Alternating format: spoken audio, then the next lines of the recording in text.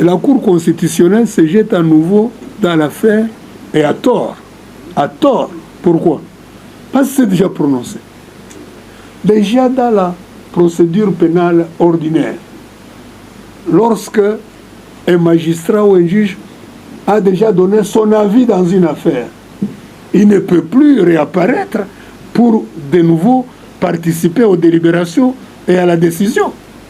Et souvenez-vous, dans la loi organique portant fonctionnement de la Cour constitutionnelle, plusieurs dispositions, je crois notamment l'article 109, rappellent que la Cour constitutionnelle en matière pénale suit la procédure des droits communs lorsqu'il n'y a pas de dispositions contraires dans la Constitution.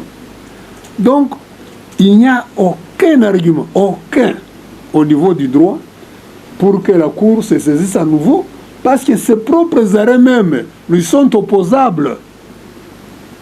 Lisez toujours 168, son arrêt du 15 novembre 2021 a mis fin à la procédure. A mis fin. Et l'article 168 dit « Cet arrêt s'impose à tous, y compris même les juridictions, c'est-à-dire même à celle-là qui a rendu l'arrêt de manière générale. Les immunités sont levées ou refusées dans chaque cas. Donc, cas par cas. Cas par cas. On ne peut pas, à l'occasion des immunités qui ont été levées dans un cas, en profiter pour les étendre à des cas nouveaux. Il faut toujours des réquisitoires pour demander l'autorisation d'élever les immunités. Il faut toujours un réquisitoire pour demander les poursuites et la mise en accusation. Et on ne peut pas profiter d'un ancien cas et l'étendre à de nouveaux cas. Ça, c'est une question de droit à laquelle je viens de répondre. Donc, ce n'est pas utilisable dans d'autres cas. Quant à la possibilité d'une chaîne spécialisée pour jeunes anciens ministres, je rappelle que nous sommes en matière pénale et que, en matière pénale, la loi ne rétroagit pas, sauf si elle est favorable à l'accusé.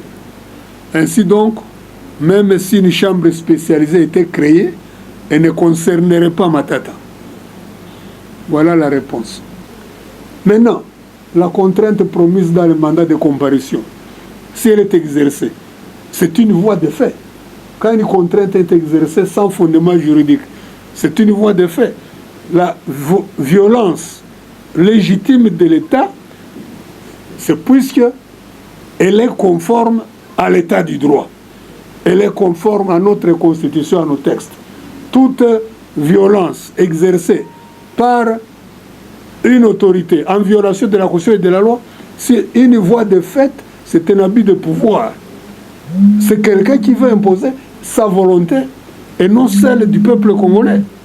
Et c'est tout. Et il faut dénoncer le mal. Attention, soyez attentifs, le mal. Ce n'est pas seulement ce qui se commet. Le mal consiste aussi dans le fait de ne pas dénoncer le mal.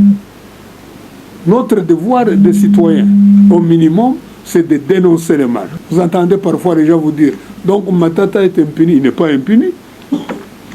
S'il vous vole ou vous tue aujourd'hui, il répondra devant la Cour de cassation, tant qu'il est sénateur. Et s'il n'est plus sénateur, il répondra devant la grande instance, etc. Il n'y a pas d'impunité quelque part. Il n'y en a pas.